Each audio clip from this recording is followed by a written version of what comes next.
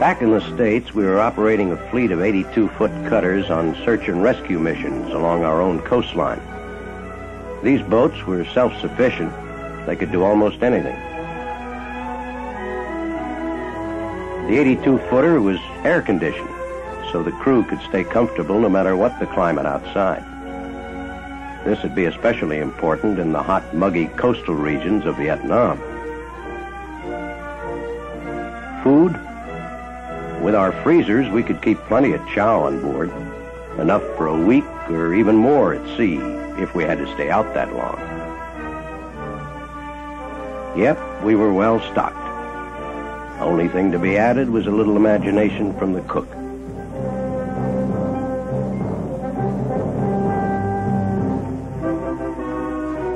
Each of our 82-footers had radar on board to help us find vessels in distress. We kept pretty busy enforcing our maritime laws and looking after the safety and well-being of the people who use our waters. I guess you'd have to say we were made to order for the patrol and inspection job to be done in Vietnam. So it was no real surprise to any of us when the orders came. The hardest part's always saying goodbye to the kids. It's not easy to explain to them or their mothers why you have to go off to war. But those of us who had to go understood this was our job. And some of us older types had been training for this moment for more than 20 years, ever since the last time the Coast Guard went to war.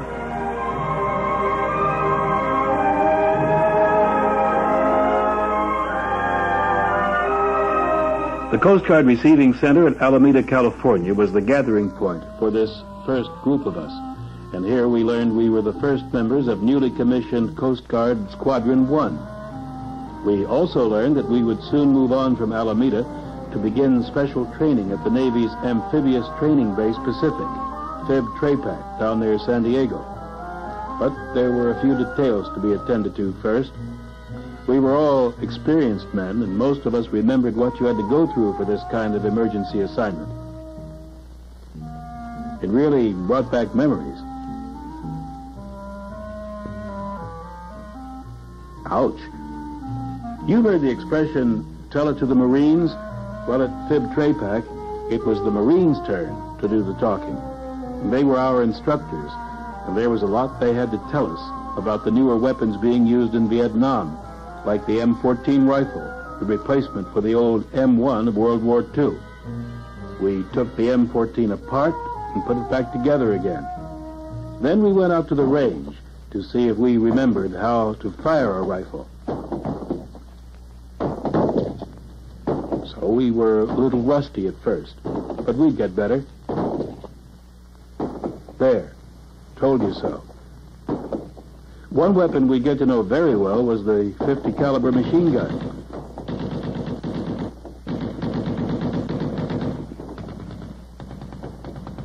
At that very moment, each of our 82-footers was being fitted out with 4 .50 caliber gun mounts. The main battery would be an ingenious weapon designed by a Coast Guard officer, a .50 riding piggyback on an 81 millimeter mortar. It would be used on many small naval craft operating in Vietnam. Man, if you think I handle those 81 millimeter shells like they were hen's eggs, you're right. Guess that's why they decided the cook ought to be a gunner in his spare time. That's the way it is in the Coast Guard. It's like you get out there in the range, and you never know who's going to be working beside you. Might be a chief, or even one of the officers. There's no exclusive job club in this kind of business. We all learn a lot of different jobs, and we learn them together. Because that's the way we work in the Coast Guard, together. They didn't leave anything out, I'll tell you. But all this was just leading up to the main event, survival training. Okay, so you ask, why were they interested in teaching us survival up here in the mountains? Well, look at it this way. The main object is to learn to stay alive. And if one of our cutters ever got run aground, well, we might just have to take to the hills or to the jungle. So we learned to tell what plant life we could eat and what we couldn't. Greens, the instructor called them. Almost made them sound appetizing. But let me tell you, they weren't. They'd keep us alive, though, and that was the real point.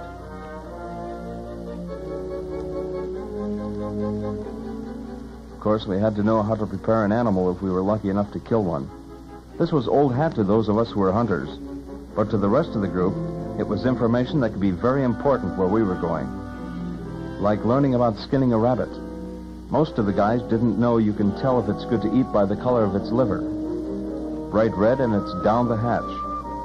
But if it's gray, better look elsewhere for chow, old buddy. The climax of all this stateside training was called resistance to interrogation. This was a little play acting we all knew was coming and thought we were ready for. But when it happened, wow.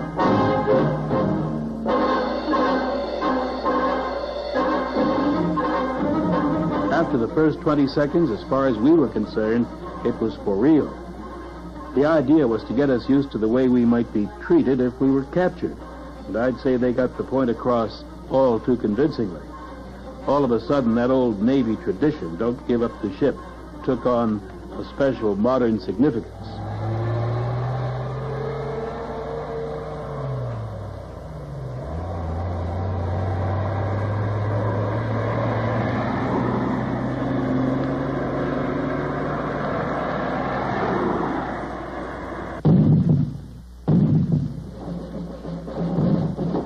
Conveniently, the training included a rescue by friendly natives. We all took off for the bush like our lives really did depend on it.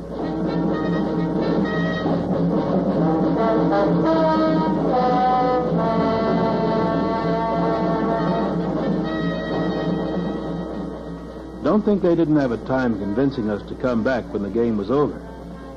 We just weren't quite ready to trade our freedom for a ride back to camp in that truck. When it all ended, every man among us agreed that this had been the most impressive training exercise he'd ever been subjected to. We were all better men for having gone through it, and we were ready now to move on to the real battle, 10,000 miles away in Vietnam.